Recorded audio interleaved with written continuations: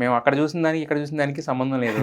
ఈయనెవరో ఈయన ఒకటేనా అనేంత రేంజ్‌లో మీ మేక్ ఓవర్ ఉంది యాక్చువల్‌గా. ఇది నెక్స్ట్ సినిమా కోసమా ఇది? ఒక కథ విన్నాను. దానికి చిన్న ట్రాన్స్‌ఫర్మేషన్స్ ఉన్నాయి. దానికోసం చూస్తున్నాం. ఇంకా లుక్ టెస్ట్ అయి చూసుకోవాలి. యెస్. దాంట్లో అయితే టఫ్ పోలీస్ కింద అదరగొట్టారు మొత్తానికి. మొత్తం కాశ్మీర్ బ్యాక్‌డ్రాప్ అంతా కూడా చాలా ఇదిగా అనిపించింది యాక్చువల్‌గా. సో మరి మీకు ఫస్ట్ అంటే అంటే ఇప్పుడు వరకు దాదాపు 15-20 సినిమాలు చేసినా బ్రో తర్వాత మీకు ఇదే కదా భారీ prominent release and prominent success ఇది.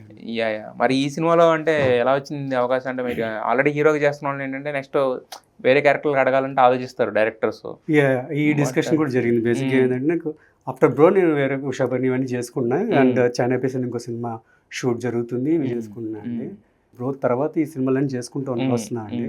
ఆ టైంలో నాకు కాల్ వచ్చింది, ఇలా హిట్ ఫ్రాంచైజ్ నుంచి వాల్ పోస్టర్ సినిమా నుంచి ఫోన్ చేస్తున్నాం అని చీఫ్ అసోసియేట్ కాల్ చేశారు. Okay. So I feel like okay maybe bro తర్వాత ప్రొఫైల్ మార్కెట్కి వెళ్ళి ఉంటుంది, అక్కడి నుంచి వచ్చింది అనుకున్నాను. ఐ డోంట్ నో ప్రొఫైల్ ఎందుకు ఫోన్ వచ్చిందని తెలియదు కదా మనకి. So then I immediately I went in to ఆఫీస్కి వెళ్ళిన తర్వాత Shailesh garu is reading a book. Okay. లోపలికి వెళ్ళిన తర్వాత హాయ్ బ్రో అని పరిచయం చేసి ఎలా ఉన్నారు, ఏం చేస్తున్నారంటే ఇలా చిన్న చిన్న సినిమాలు హీరోగా చేస్తున్నాను సార్, కరెంట్లీ 2 సినిమాలు హీరోగా నడుస్తున్నాయి సార్ అంటే, మరి ఓకేనా బ్రో నీకు ఇలా అంటే, యా నాకు interest sir, I'm happy to do it అంటే ఆయన వరల్డ్ అంతా ఎక్స్ప్లెయిన్ చేసి, ఓకే నేను ఐ థాట్ ఎక్స్ప్లెయిన్ చేసిన ఏమైనా ఆడిషన్ అడుగుతారో అది అనుకున్నా. దెన్ హీ ఆస్క్డ్ మీ మీరు ఆడిషన్స్ ఇచ్చినవి ఉంటాయి కదా బ్రో, ఏదైనా హిందీలో ఇచ్చింది ఉందా అన్నారు. ఫార్చునేట్లీ నేను హిమేష్ రేష్మియా గారికి ఒకటి హిందీ ఆడిషన్ ఇచ్చాను. ఓకే. అది ఫోర్సెస్ మీద రిలేటెడ్ సోల్జర్ రోల్. ఓకే. అదో 3 minutes లెంత్ వీడియో ఉంది. ఓకే. ఇమీడియట్గా అది నేను మామూలుగా డిలీట్ చేసేస్తాం, అది ఎందుకో పెట్టుకున్నా. సో ఇమీడియట్గా అది తీసి చూపించా. ఓకే బ్రో సరిపోద్ది అయితే మీ ప్రొఫైల్ ఇన్స్టా అవన్నీ నేను నాన్నగారికి పంపిస్తాను అని చెప్పి ఓకే డన్ అని చెప్పి అయిపోయింది. ఓకే. దెన్ కొన్ని రోజులకి నాకు ఎగ్జిక్యూటివ్ ఫోన్ చేయడం, నెగోషియేషన్స్ ఏమైనా అవడం, ఆన్ బోర్డ్. ఓకే. అంటే నాని గారే చూస్తారు మొత్తం టోటల్, అంటే కాస్టింగ్ మెయిన్ కాస్టింగ్ అలా కదండి, ఇట్స్ లైక్ డిస్కషన్ కదా. సో ఆల్ అబౌట్ ఆయన సినిమా గురించి అన్ని రకాలుగా ఆలోచిస్తారు, దట్ ఆయన production. So it's like helping hand లాగా ఉంటారు.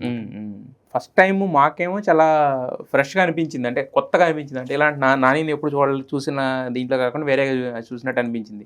మరి మీరు కూడా నాని సినిమాలు చూస్తుంటారు కదా, ఫస్ట్ టైం యాక్ట్ చేస్తున్నప్పుడు ఎలా అనిపించింది? ఇలాంటి వర్డ్స్ అన్ని ఆయన నోట్లోంచి వింటున్నప్పుడు సరిగ్గా గమనిస్తారు, రియాక్షన్స్ అన్ని మీకు స్క్రీన్ మీద కనిపించుంటాయి. ఆయన organic organic reactions. It's all about Arjun సర్కార్ రోల్ అండి.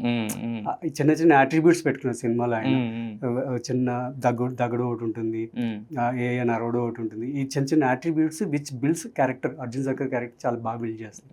ఆ ప్రాసెస్లోని ఈ ఎలిమెంట్స్ కూడా ఓకే అవి చాలా బాగా పండినాయి. ఈ మధ్య నేను కూడా కొన్ని చూస్తున్నాను, మా ఇద్దరి మీద వీడియోలు చాలా కట్టాయి, ఎక్కడెక్కడ వస్తుంది. అవునవును, ఫీల్ సో గుడ్. అంటే అర్జున్ సర్కార్ మొత్తం వాడిన లాంగ్వేజ్లో ఆ ఫిల్చ్ లాంగ్వేజ్ ఏదైతే ఉందో 100%లో ఒక దాదాపు ఒక 40% 50% అక్కడే వాడారు టోటల్ ఆ క్యారెక్టర్ దగ్గరే.